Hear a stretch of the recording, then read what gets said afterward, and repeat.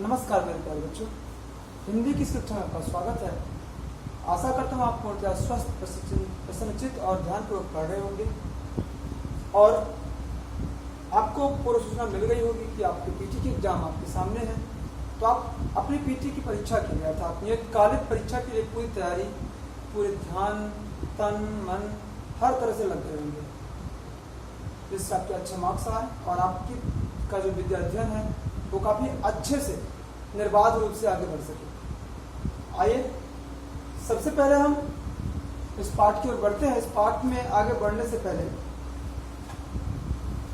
पाठ आज हम पढ़ेंगे पाठ 7 लिंग। पाठ 7 लिंग, अध्याय 7 लिंग हिंदी भाषा है, जो हिंदी द्वितीय प्रश्न पत्र है हिंदी व्याकरण में। आज हम पढ़ेंगे अध्याय 7 लिंग। लिंग जो पाठ है वो पढ़ने से पहले हम सबसे पहले पिछले पाठ में कुछ बात करेंगे, पिछले पाठ के बारे में। जो मैंने आपको कार्य दिया था कि आपको ये जो सारणी है, संज्ञा जो सारणी है, या आपको याद करने के लिए दिया गया था। आप इसे याद करेंगे तो सिर्फ परीक्षोपयोगी ही नहीं बल्कि अन्य आपके दैनिक जीवन में, आपके भाषा प्रवाह में, आपके जो बोलने का जो शैली होगा उनमें भी आप इसका उपयोग कर पाएंगे। इससे आपके भाषा में निखार आएगा, सुंदरता आपके भाषा में आएगी, जिससे आप आगे आपका जो गुण है वो और निखरेगा। मेरे प्यारे बच्चों, इस पाठ का जो आपको दिया गया था गृह कार्य, आपने आशा करता आपने कर लिया होगा, याद कर ही लिया होगा। और आपको इस पाठ के साथ आज हम पाठ 6 संज्ञा का भाषा अभ्यास कार्य और प्रश्नोत्तर हम आपको भेज देंगे। जैसे आप लिख लेंगे, उत्तर पुस्तिका में याद भी कर लेंगे। आइए देखते हैं, अगले अपने पाठ पे आते हैं। पाठ 7 अध्याय 7 लिंग। देखिए मेरे प्यारे बच्चों, लिंग शब्द जो है, वैसे तो लिंग का जो शाब्दिक अर्थ अगर हम ले, एक शब्द में अर्थ ले, तो लिंग का अर्थ होता है चिन्ह। ऐसा चिन्ह जो हमें परिचय कराता है कि किस पुरुष का है अथवा स्त्री जाति का, किस जाति का है। ये जो पहचान कराता है, जो चिन्ह होता है, वही लिंग है। तो अगर हम लिंग की परिभाषा देखें तो लिंग की परिभाषा में है शब्द के जिस रूप से पुरुष या स्त्री जाति को जाति का बोध होता है, पुरुष या स्त्री जाति का बोध होता है,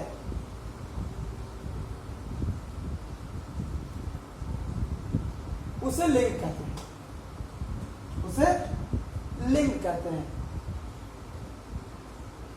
जैसे अगर हम नाम ले गाय की, तो हम ऐसा तो नहीं कहें कि गाय पुल्लिंग है। या अगर हम कहें कि पिताजी, तो पिताजी क्या कहेंगे कि वो स्त्री है, पुल्लिंग ही कहेंगे। कुछ शब्द ऐसे जैसे नाम उनका लेते ही हमें दिमाग में ये बन जाता है कि पुरुष अथवा स्त्री।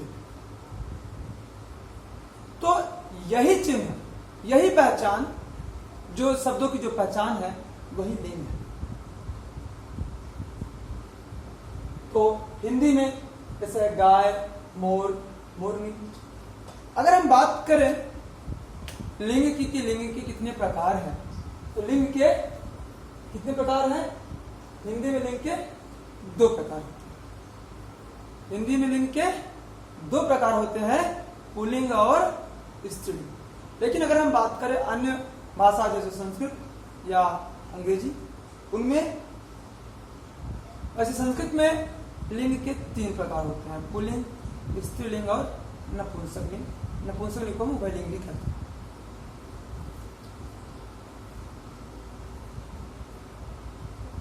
लिंग के जो प्रकार है पुल्लिंग, अगर हम पुल्लिंग को परिभाषित करें, पुल्लिंग की बात करें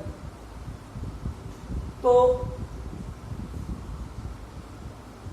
जो शब्द पुरुष जाति का बोध कराते हैं उन्हें पुल्लिंग कहते हैं। जो शब्द पुरुष जाति का बोध कराते हैं उन्हें पुल्लिंग कहते हैं। जैसे शेर, बंदर, मोर। अगर हम मोर कहेंगे मोर पुल्लिंग हो जाता है, लेकिन अगर मोरनी कहते तो क्या आप कहते हैं कि पुल्लिंग है? नहीं। तो जैसा कि हम पहले स्पष्ट करते आ रहे हैं कि जब हम शब्द का नाम लें और उस शब्द से स्पष्ट हो जाए कि पुरुष जाति का है तो पुल्लिंग होगा। जैसे शेर, बंदर, मोर आदि। इसके बाद स्त्रीलिंग, जो शब्द स्त्री जाति का बोध कराते हैं, जो शब्द स्त्री जाति का बोध कराते हैं उन्हें स्त्रीलिंग कहते हैं। जैसे कुर्सी, साड़ी, गाय। ऐसे शब्द जिनका नाम लेते ही, जिनका उच्चारण करते ही हमारे दिमाग में एक स्त्री का रूप या एक स्त्री की तरह स्त्री जाति का है ऐसा भाव उस पर उत्पन्न हो, या ऐसा दिमाग में हमारे अपने आप स्पष्ट हो जाए, परिचित, वो स्त्रीलिंग है। जैसे अगर हम कहें गाय, गाय का पुल्लिंग तो बैल होगा, तो गाय तो हम पुल्लिंग तो नहीं कहेंगे। मोरनी पुल्लिंग तो नहीं कहेंगे, इसका स्त्रीलिंग कहेंगे, स्त्री है, स्त्री जाति की। ऐसे आपकी साड़ी और कुर्सी भी है। हालांकि अगर ये संस्कृत शब्द रहा होता, संस्कृत रहा होता तो उसमें हम इसे नपुंसक भी कहते हैं कुर्सी को, परंतु चूंकि हम हिंदी पढ़ रहे हैं, हिंदी में कुर्सी क्या है? स्त्रीलिंग। अब इसके अलावा कुछ शब्द ऐसे आते हैं हिंदी में जो कभी परिवर्तित नहीं होते। पुल्लिंग अगर है तो पुल्लिंग ही रहेंगे, और अगर स्त्रीलिंग है तो वो स्त्रीलिंग ही रहेंगे। ऐसे शब्दों को हम नित्य पुल्लिंग या नित्य स्त्रीलिंग कहते हैं। ऐसे शब्द जिनका लिंग परिवर्तन नहीं होता है उन्हें हम, अगर पुल्लिंग का है तो नित्य पुल्लिंग कहेंगे और स्त्रीलिंग का है तो नित्य स्त्रीलिंग कहेंगे। जैसे धातु तथा पदार्थों के नाम। अगर हम धातु तथा पदार्थों के नाम की बात करें, जैसे लोहा, सोना, हीरा, तांबा, जस्ता, ये नित्य पुल्लिंग है। अब क्या अगर हम इनकी बोले कि ये स्त्रीलिंग बनेगा तो क्या लोही बनेगा? ऐसा तो नहीं। जस्ता का जस्ती नहीं बनेगा, सोना का सोनी नहीं बनेगा, सोनी कोई धातु है नहीं।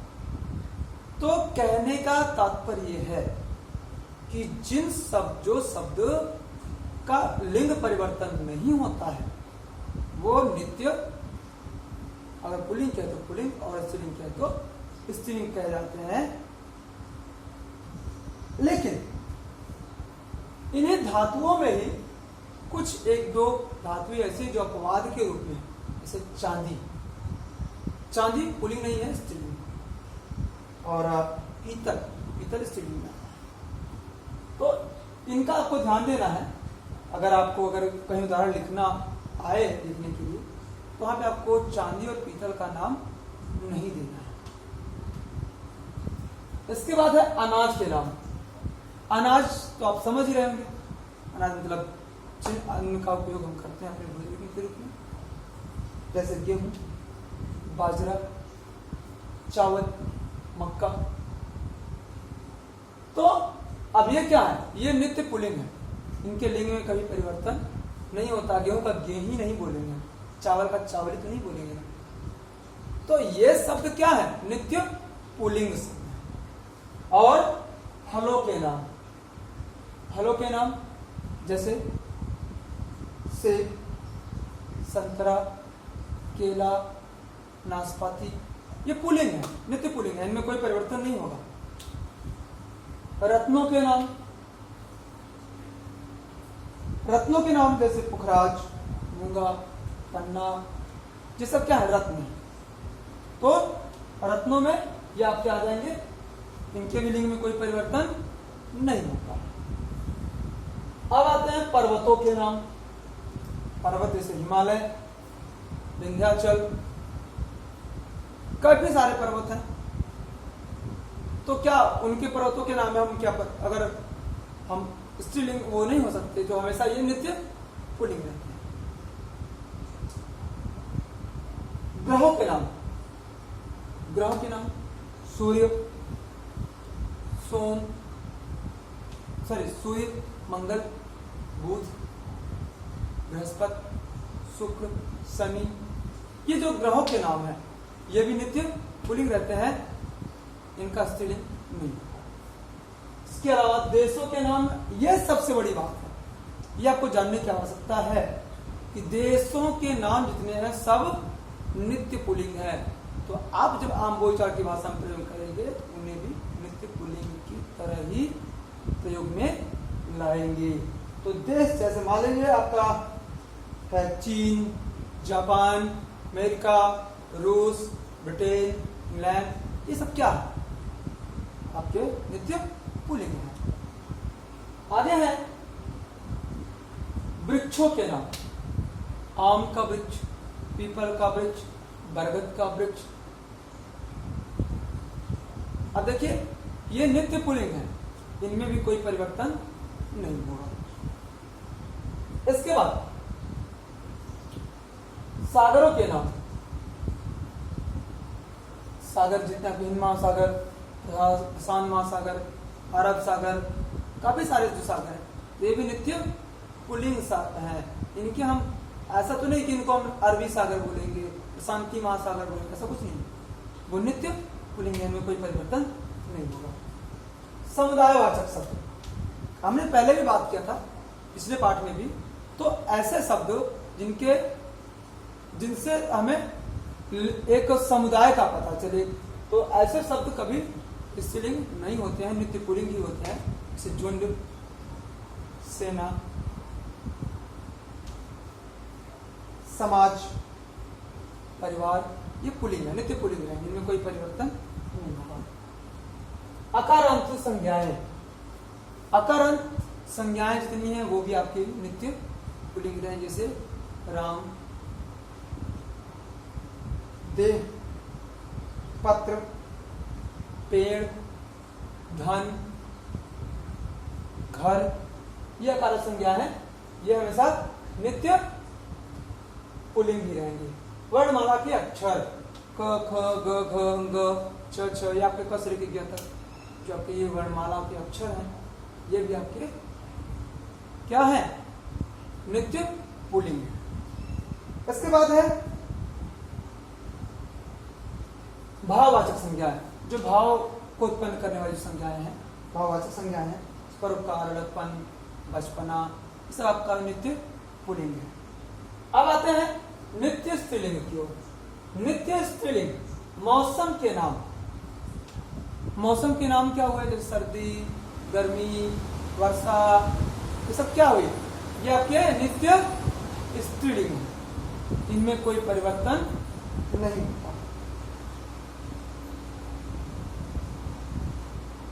और क्या है, जैसे तिथियों के नाम, तिथियों के नाम, जो तिथियां हैं आपके अमावस्या, प्रतिपदा, द्वितीया, तृतीय, पंचमी, षष्ठी, सप्तमी, जो तिथियां हैं, ये तिथियों के नाम भी क्या है, नित्य स्त्रीलिंग है।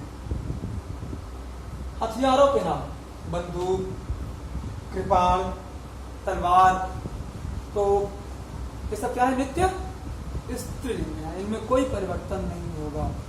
याद रखना मेरे बच्चों, यहाँ पे आपको कोई भी संदेह नहीं होना चाहिए। इसके बाद क्या है, गद्यों के नाम, बात क्या, भाषाओं का लिपियों के नाम, भाषाओं का लिपियों के नाम, जो भाषाएं हैं, हिंदी, उर्दू, अरबी, कन्नड़, तमिल, मलयालम, बांग्ला, जो भी भाषाएं हैं, अंग्रेजी, फ्रेंच, रूसी, जापानी, ये सभी भाषाएं क्या हैं और जो लिपियां क्या हैं, ये नित्य स्त्रीलिंग है, इनमें भी कोई परिवर्तन नहीं होगा। बर्तनों के नाम, जितने बर्तन हैं, कढ़ाई, चम्मच, थाली, कटोरी, कलछी, ये सब क्या है? नित्य स्त्रीलिंग है। इनमें भी कोई परिवर्तन नहीं होगा कभी भी।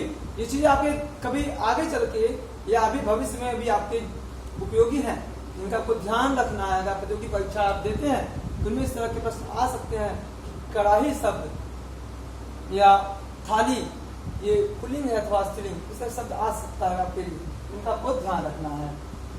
आगे है मसाले तथा भोज्य पदार्थों के नाम। मसालों तथा भोज्य पदार्थों के नाम। अब मसालों तथा भोज्य पदार्थों के नाम में जैसे रोटी है, पूरी है, धनिया है, खिचड़ी है, ये खीर है, ये भी आपके नित्य स्त्रीलिंग है, ये कभी आपके पुल्लिंग नहीं होंगे। इसके अलावा बेलों के नाम। बेल क्या है? जैसे बेला, चमेली, आप पौधे और बेल में तो लता में अंतर जानती होंगे। तो जो बेल है जो किसी दूसरे के सहारे आगे बढ़ते हैं, तो ये बेल है। तो अगर ये फूल है, अब फूल तो वैसे भी यहाँ पे आपको थोड़ा सा ध्यान देने की जरूरत है। जहाँ फूल आएगा वहां का क्या हो जाएगा? पुल्लिंग हो जाएगा। लेकिन अगर लताओं की बात आ जाएगी वहां पे स्त्रीलिंग हो जाएगा। ये आपको याद रखना है। इस तरह से ये आपके इस पाठ का आपका पाठ 7 था। इसमें आपके लिए गृह कार्य है टिप्पणी संख्या 50,51 की सारणी याद करना है। तो ये 50 पे ये आपकी सारणी दी हुई है और ये भी है और ये आपको याद करना है। याद कर लेंगे तो इससे आपको लिंगों की पहचान करना कि अगर पुल्लिंग है तो उसका स्त्रीलिंग क्या होगा और स्त्रीलिंग है उसका पुल्लिंग क्या होगा, ये आपको आ जाएगा। और इसके अलावा स्त्रीलिंग में जिन शब्दों में ई, नी, आनी, आई, इया, इमा, ता, आवट, आहट प्रत्यय जुड़े होते हैं, वो भी स्त्रीलिंग शब्द होते हैं। ये भी आपको याद रखने की आवश्यकता है। और कुछ शब्द ऐसे होते हैं जो स्त्रीलिंग तथा पुल्लिंग दोनों में प्रयोग किए जाते हैं। जैसे राष्ट्रपति। अब राष्ट्रपति चाहे वो पुरुष हो अथवा स्त्री, हम तो राष्ट्रपति ही कहेंगे। तो कुछ शब्द ऐसे हैं जो पुल्लिंग अथवा स्त्रीलिंग दोनों में समान रहते हैं। जैसे राष्ट्रपति, मुख्यमंत्री, चित्रकार, खिलाड़ी, पत्रकार, डॉक्टर आदि। इनका भी आपको याद रखने की आवश्यकता है। और इस पाठ में आपके लिए जो गृह कार्य है वो प्रश्न संख्या 50,51 की सारणी याद करना है। और आपके लिए और हमने गृह कार्य दिया है कि बच्चों का अपने बड़ों के प्रति कर्तव्य, इस विषय पर भी आपको निबंध लिखना है 250 शब्दों में। मेरे प्यारे बच्चों, आज के इस वीडियो में बस इतना ही। अगले वीडियो में फिर से आपसे मिलेंगे। तब तक के लिए धन्यवाद।